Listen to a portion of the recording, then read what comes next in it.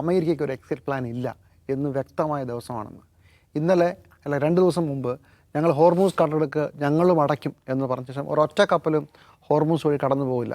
അപ്പോൾ അതെങ്ങനെയാണ് ശരിയാവുക? പിന്നെ അത് തിരുത്തി ഇറാൻ പോർട്ടുകളെ തൊടുന്ന കപ്പലുകൾ ഞങ്ങൾ കടത്തിവിടില്ല, അങ്ങോട്ടേക്ക് വിടുകയുമില്ല എന്ന് പറഞ്ഞു. ആ പദ്ധതി ഇന്ന് പൊളിഞ്ഞ കാഴ്ചയാണ് കണ്ടത്. എത്ര വിദഗ്ധമായിട്ടും എത്ര ബുദ്ധിപരവുമായിട്ടാണ് ഇന്നത്തെ നീക്കം നടന്നതെന്ന് നോക്കണം. ആദ്യം ഈ വാർത്ത വന്നപ്പോൾ തെറ്റായിട്ടാണ് ആ വാർത്ത വന്നത്. അതായത് ഈ റിച്ച് ടാരി എന്ന് പറയുന്ന ചൈനീസ് കപ്പൽ കടന്നുപോയി എന്ന് പറഞ്ഞ ആ വാർത്ത തെറ്റായിരുന്നു സത്യത്തിൽ. അത് ഷാർജയിൽ പോർട്ടിൽ പോയ അവിടെ നിന്ന് മെത്തനോൾ ഏതാണ്ട് കപ്പൽ നിറയെ മെത്തനോൾ മാത്രം കയറ്റിയിട്ട് വന്ന കപ്പലായിരുന്നു. ഇറാനുമായി അതിന് ബന്ധമുണ്ടായിരുന്നില്ല. പക്ഷേ ഈ കപ്പലാണ് ഇറാനിൽ നിന്ന് വരുന്ന കപ്പലായി വാർത്ത വന്നത്. പക്ഷേ ആ കപ്പലിനൊരു കുഴപ്പമുണ്ട്. അത് മുമ്പ് അമേരിക്കയുടെ വിലക്കുകളെ മറികടന്ന് ഇറാനിലേക്ക് ചരക്ക് എത്തിച്ചത് വഴി അമേരിക്കയുടെ നിരോധനമുള്ള അമേരിക്കയുടെ വിലക്കുള്ള കപ്പലാണ്, സാങ്ഷൻഡ് കപ്പലാണ്. അപ്പോൾ അങ്ങനെ ഒരു കപ്പൽ കടത്തി വിടാൻ ഒരു ശ്രമം, ഇതൊരു പൈലറ്റ് കപ്പലായിരുന്നു എന്നുള്ളതാണ് ഇപ്പോൾ പല വിദഗ്ധരും പറയുന്നത്. ഇത് അമേരിക്ക എന്ത് ചെയ്യും ഒന്ന് കാണട്ടെ എന്നുള്ളതായിരുന്നു അവരുടെ പ്ലാൻ. ആ കപ്പൽ കടന്നുപോയി.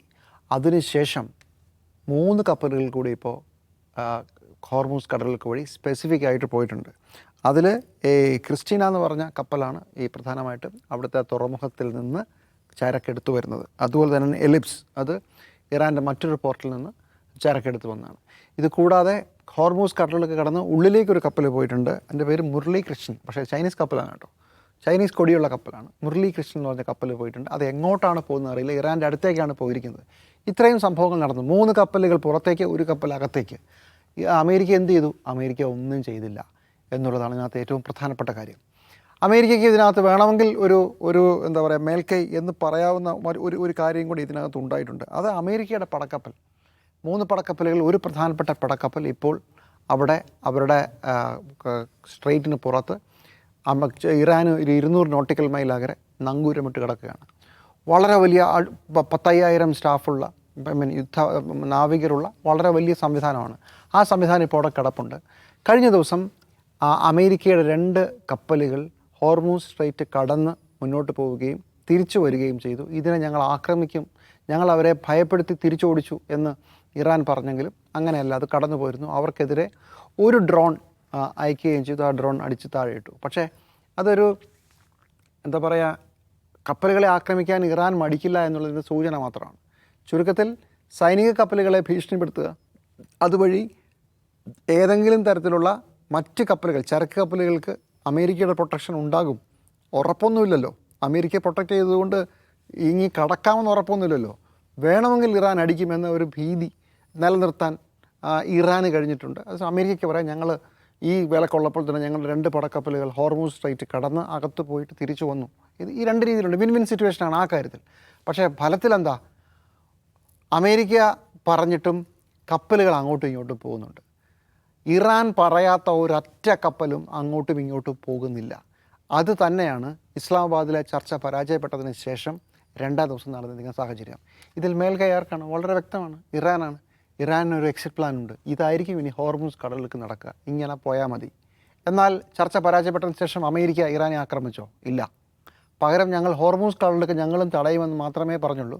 ആ തടയലിൻ്റെ കാര്യമാണ് ഇപ്പോൾ വന്നു നിൽക്കുന്നത്. ഇത് മാത്രമല്ല, പക്ഷേ എന്നാലും ഒന്നും ചെയ്തില്ല. അതിന് പകരം പറഞ്ഞത് സീസ് ഫയർ 22-ാം തീയതി വരെയുണ്ട്, ഞങ്ങൾ ഹോർമൂസ് കടലിലേക്ക് തടയുമെന്നുള്ളതായിരുന്നു. അത് നടന്നില്ലല്ലോ.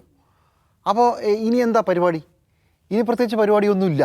ഒരു പരിപാടിയും ട്രംപിൻ്റെ കയ്യിലില്ലെന്നാണ്. അതുകൊണ്ടാണ് വീണ്ടും ചർച്ച എന്ന് പറഞ്ഞിട്ട് നോക്കൂ, ഹോർമൂസ് കടലിലെ ബ്ലോക്കേഡ് ഞങ്ങൾ നടത്തുമെന്ന് പറഞ്ഞ് തൊട്ട് പിന്നാലെ ചൈനയുടെ ഡിഫൻസ് മിനിസ്റ്റർ പറയുന്നു, ഞങ്ങളെ സംബന്ധിച്ചുള്ള ഹോർമൂസ് കടൽ കടഞ്ഞിട്ടില്ല, ഞങ്ങൾ വരും പോകും എന്ന് പറഞ്ഞതിന് ശേഷമാണ് JD വാൻസിൻ്റെ പ്രസ്താവന വരുന്നത്. ചർച്ച സത്യത്തിൽ അത്ര മോശമായിരുന്നില്ല, ചില പോസിറ്റീവ് സാധനങ്ങൾ ഉണ്ടായിരുന്നു എന്ന് JD വാൻസ് പിന്നാലെ പറയുകയാണ്. അതിനുശേഷം ചർച്ച നടക്കാൻ പോവുകയാണ്. അപ്പോൾ ആരാ പിന്നോട്ട്? വ്യക്തമായും ക്ലിയറായിട്ടും അമേരിക്കയാണ്. ഒരൊറ്റ തോറ്റ ഒരാളേ ഉള്ളൂ, അത് ഡൊണാൾഡ് ട്രംപിൻ്റെ രാജ്യവുമാണ്. തിരിച്ചടിയാണ്. ഇനി ഒരു കാര്യം കൂടി ഇതിനകത്തുള്ളത്, ഈ ചർച്ച നടന്നാലും നടന്നില്ലെങ്കിലും ഹോർമൂസ് കടലിടുക്കിൽ ചൈനീസ് കപ്പലുകളെ തടയാനുള്ള ധൈര്യം അമേരിക്ക, ഞാൻ ഇന്നലെയും സൂചിപ്പിച്ചത്, അങ്ങനൊരു ധൈര്യം അമേരിക്ക കാണിക്കുമോ?